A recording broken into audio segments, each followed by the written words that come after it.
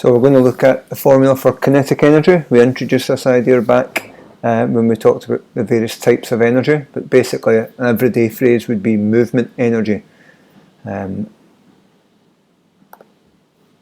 so to make something move, you've got to do work on it, you've got to give it energy, and something which is moving can do work. Right? So it can transfer energy to something else. What might that depend on, the amount of energy? Well, I don't think it would be that difficult to guess that it's something to do with how fast it's going, and also the mass of the object. A bigger object has more energy, a more massive object.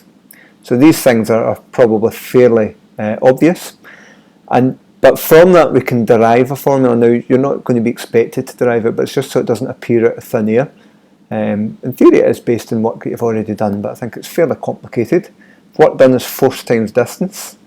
We can replace force by ma from the work that we've done in Newton's second law, and we can replace a by v minus u over t, and if u is 0 that disappears.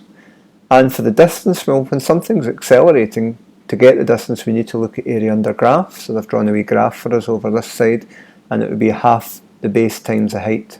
So it would be half the final velocity times the time it takes to reach that velocity. And putting all that together, we end up with the important bit, which is the formula for kinetic energy, which is a half mv squared. Now, only the v is squared, just to clarify that. The m isn't. The unit of kinetic energy is a joule, and kinetic energy is a scalar quantity, like all types of energy. Even though it's linked to movement, the direction of movement doesn't matter. And also it's worthwhile noting that the kinetic energy varies with the mass and the square of the velocity. Right, so that's a wee bit unusual compared to most formulas that we've looked at. So we looked at an example problem based on that. So a skier starts from the top of a run and passes a checkpoint with a velocity of 20 meters per second. The mass of the skier is 72 kilograms. So we've got a pretty basic, what is the kinetic energy? So if we just plug into the formula, Ek equals a half times mv squared. Just to clarify, 72, and then it's a 20 squared. Now make sure you show you're working there. So show the squared symbol on this second line to get the substitution mark properly. Okay, and then do the arithmetic to get your final answer. You can leave it in joules, you can convert it to kilojoules. Next question, after the checkpoint the slope gets steeper and the velocity of the skier increases. If the velocity were to double, what would happen to the kinetic energy? Now you could plug in, so if the velocity was 40, plug that into the formula.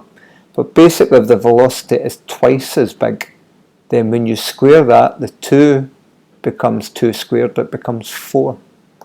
And you end up with the kinetic energy would increase by a factor of 4, because it goes with the square of the velocity.